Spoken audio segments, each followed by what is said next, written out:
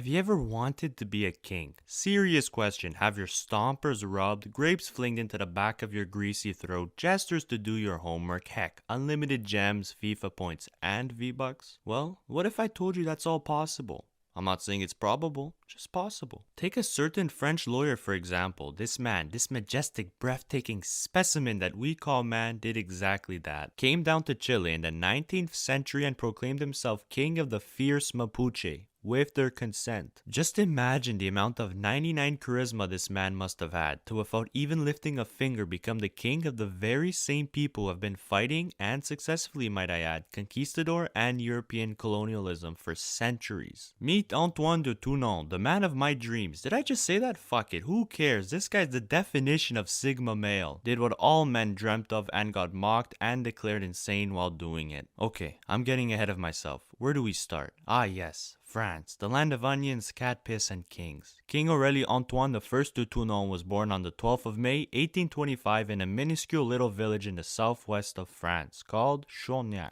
Now he grew up here, nothing much, was usually bored, so started reading books about history and geography. One of these books included La Araucana, a legendary poem about the century-long war between the Mapuche and the conquistadors. Now if there's something to know about this book is that it slaps and was probably the trigger of a childhood dream of his. A dream that had something to do with the Mapuche, maybe be their friend or something. He didn't know, but what he did know was that the Mapuche were fucking cool. I mean, look at Lotaro, an ex-Spanish slave who killed his master in battle, Valdivia, who also happened to be the conqueror of Chile, and Galvarino, a Mapuche warrior who got both hands cut off as punishment for rebelling, so, being the madman he was, tied knives to both of his wrists to become the real-life Wolverine. Wow, Marvel. Cultural appropriation. Not cool. Yep, that's Antoine for you. Some children dream about going to the moon or bringing their pet to school. Nope, not Antoine. He wanted to become the king of these legendary warriors. But again, childhood dreams. When do we actually realize them?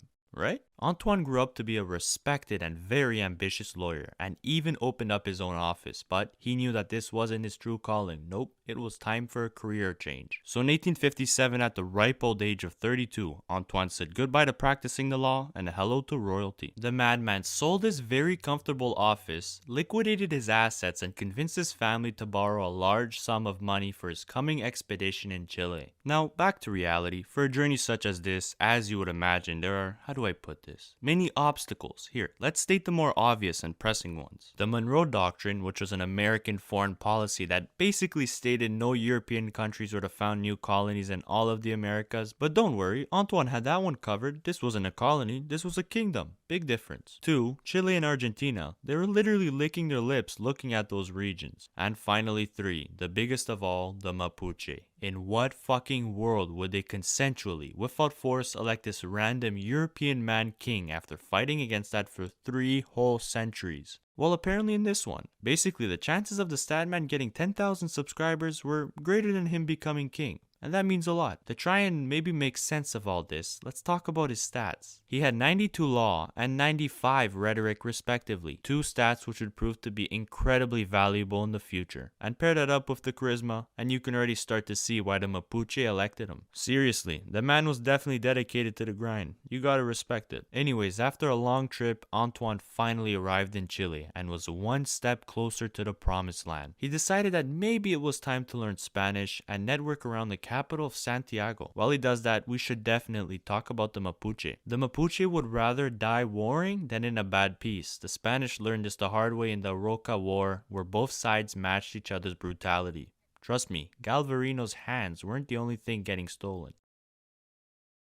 Now, with all this conflict and violence, the very respected Mapuche shamans apparently predicted that a white man someday would eventually bring them peace. And correct me if I'm wrong, but Antoine was white. And a man. 99 prophecy. Anyways, this war lasted an entire century until they eventually signed the Treaty of Quilin in 1641, which pretty much established the Mapuche to the south of the Bao River and the Spanish to the north. This makeshift border would last for 2 whole centuries. Truly poetic stuff, but that was the past, 200 years before the king was even born. And with the introduction of modern arms and new South American states hungry for expansion, the region south of the river was free real estate, and not to mention profitable about real estate, Araucania was extremely rich in natural resources to say the absolute least. And plus, look how ugly this looks on a map.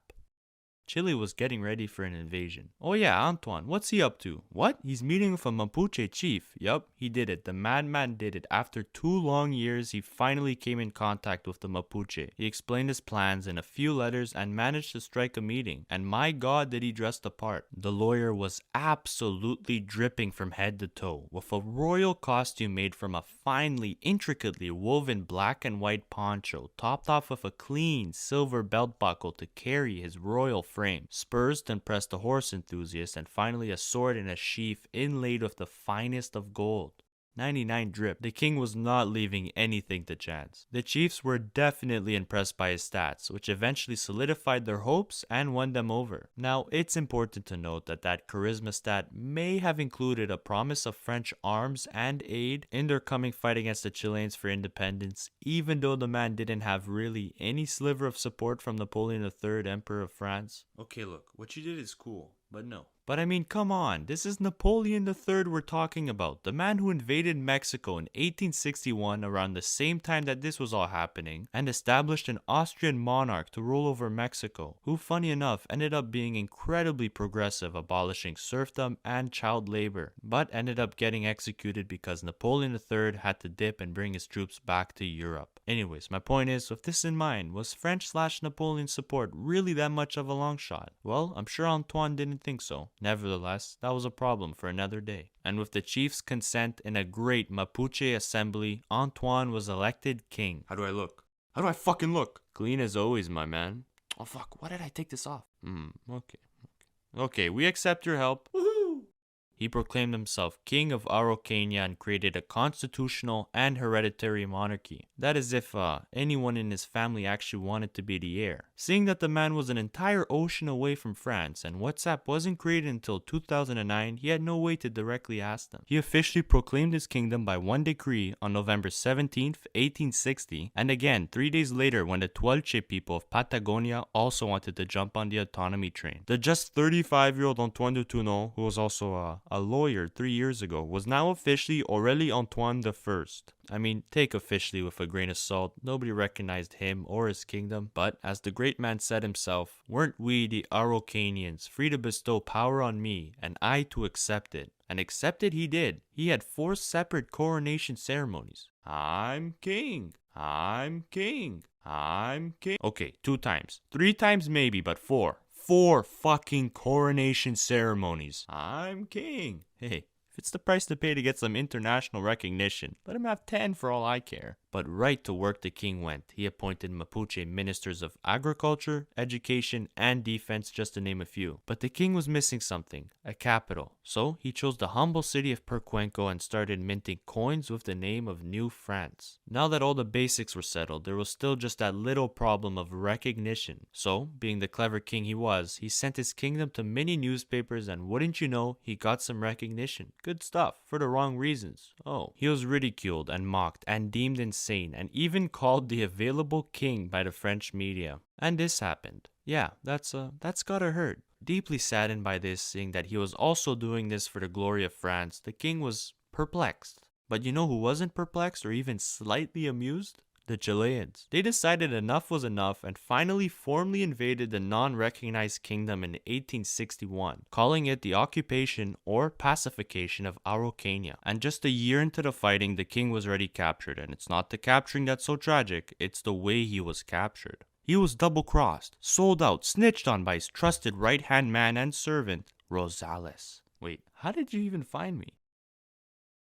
Rosales. With that, the 2-year-old kingdom of Araucania and Patagonia, which was built upon trust and hopes, was abolished by betrayal. The Mapuche were left alone to fight a ruthless war of supposed pacification with no ally and French military aid. And as far as for the king, he was to endure a good 6 months of torture/trial. Miraculously, the king was deemed insane, escaping the death penalty by a hair and getting firmly booted back to France. Now, was he truly insane, or was he just a clever lawyer playing his cards right? Or even further, did the Chileans not kill him in fear that it would have given the Mapuche international recognition? We will never know. but I hope and think he was ready to take that kind of responsibility for his people. He was greeted back in France as a penniless jester, a punching bag if you will.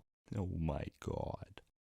And even his own family despised him for, getting them bankrupt and putting them heir to a throne they didn't want, blah blah blah, normal family stuff. The king didn't have time for such bullshit. He went to reclaim his throne 3 times. The first time was quite the awkward moment because after 7 years in 1869 the Mapuche heard a rumor that he was dead, but there he was in the flesh with all his beauty. The Chileans offered a bounty on his head, but the Mapuche were not having any of it. They stood beside their king not as subjugated peoples but as free independent equals. Sadly though, after 2 years he had to leave because the royal coffers were running dry. The second time he arrived with actual support and weapons from French entrepreneurs, but was quickly recognized in Argentina and once again firmly booted off the continent. And finally the third and hilariously disastrous last time in 1876. It's important to note that at this point his health stat would have been in the negatives. So anyways, he got recognized by some goons, robbed and stripped of all valuables, then later dropped unconscious, got performed life-saving surgery in a hospital where he was once again extremely firmly booted off the continent. Surrounded by misery, the once king was now broke and dying with no clear heir. When he announced he was seeking a bride, it's safe to say no woman wanted to join the royalty. He found himself at his nephew's house, the last person that still cared for him, with his family hating him, 26 family, France mocking him, and the Mapuche losing the war and their independence. The once king already Antoine I of Araucania and Patagonia, who stood tall in the Patagonian forest, meeting and connecting with respected Mapuche chiefs, was now a bedridden, mocked-at 53-year-old man, dying alone and breathing his last breaths in a world that wasn't fit for him to be a king. He passed his throne down to a friend and a fascinated wine merchant and died on the 17th of September